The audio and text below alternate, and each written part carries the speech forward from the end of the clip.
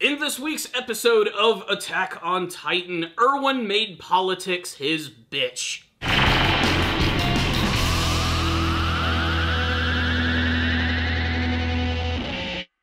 I love when a good plan comes together, and that's exactly what happens in this episode of Attack on Titan. It looks like Erwin getting captured and getting ready to be brought to the gallows was all a part of a big, elaborate plan to stage a coup d'etat and take back the government from those who corrupted it from within. This was a solid addition to the series, which felt really satisfying watching it all play out in this really big slow-mo fashion. Basically, Erwin was about to be killed by these guys who supposedly ran the government. It's actually confirmed in this episode that the king that we saw the entire time, King Fritz, was basically just a figurehead. He was just there to be seen and not heard. He was just some random asshole who had no power at all. It was actually this secret council that was controlling everything. But the way that Erwin actually ended up tricking these guys is he actually collaborated with a number of people, such as Pixis and Zachary. They actually staged this fake scenario where it seemed like Wall Maria was about to be destroyed and the Titans were making their way through and basically killing everybody at once. These higher-ups didn't want some sort of civil war to go down between these two different groups, thus they decided that they were just going to wall themselves off and allow everyone to be killed that was in that portion of the wall. This basically showed that these guys are insane and super corrupt, and everyone was there to witness it, and thus it gave everybody else the conviction to actually end up overthrowing this government. The way that it actually all plays out in this episode, though, is just so awesome. You can really tell that this entire time that Erwin knew things were going to go down this way, and it just felt good seeing it happen. I love that Pixis played a big role in all of this as well, especially because he was such a good actor throughout all of it, not giving away his position until he knew that they had the opportunity to actually win against these guys. Basically, the government has been toppled, and it looks like they're going to be reconstructed in a way which is going to benefit the people within the walls a lot better from now on. However, there are some other big revelations in this episode right here. We get to learn more about the history of the Rise family and how this all ended up where we are today with Historia, Rod, and where Eren could potentially be. We learn that Eren is in some sort of weird icy chamber and he's all tied up, and it looks like this is where he's going to be seemingly devoured by some sort of Titan. And if I had any theory as to who that Titan's going to be in this episode, it's probably going to be the older sister of Historia, who's introduced as this episode by a woman by the name of Frida. We don't really get to see too much of her. The one shot we see is from behind, and then later I'm guessing it's the same person.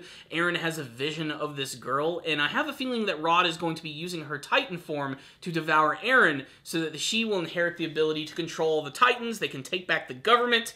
It's all sorts of crazy shit, but honestly, that's what I truly think is going to be going on here. Maybe even Historia is the one who is the Titan, and she simply hasn't revealed it yet. I do believe that that's less likely, if only for the fact that if Historia had Titan powers, she almost certainly would have used them at certain points in the last season, especially with all of the stuff going on with Ymir. But it's a big moment because now we know that now that the government has been toppled, the scouts have no reason to run away anymore, and they can go back to their mission of trying to find Eren and Historia. It's really crazy stuff, and it seems kind of crazy and convoluted, but believe it or not, it's surprisingly easy to follow. So, what's the rundown on this episode of Attack on Titan? Like I said, the best way to describe this episode is just satisfaction. It feels good that we can finally do away with this political story, which looked like it could have gotten boring really fast, but the way that they made it play out over the course of the last couple episodes has been satisfying as hell. It didn't get completely mired in a plot which could be really freaking boring. That, and I just thought it was funny that basically the king of this entire government was basically the Mandarin from Iron Man 3. It's not uncommon for a corrupt government to actually be ruled by an inner group that secretly controls everything, and seeing that play out in this episode and them get their comeuppance was really satisfying, especially because everybody had sort of an angle and a motivation to do so, and getting to see it all happen is really great. I mean, Erwin finally got to live up to his father and in a subtle way get revenge for him by giving the government back to the people, and then of course you have Zachary, who basically just wanted to do it to wipe the smug looks off of their faces.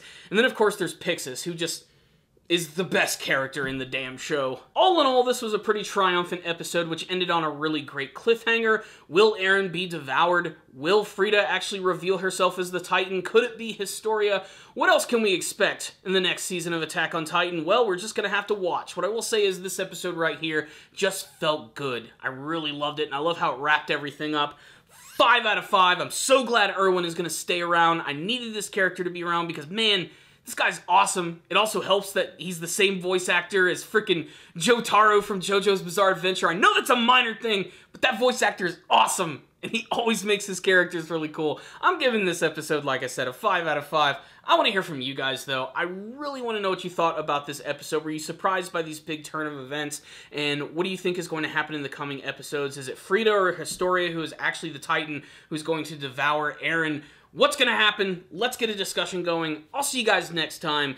And as always, stay damn down, baby.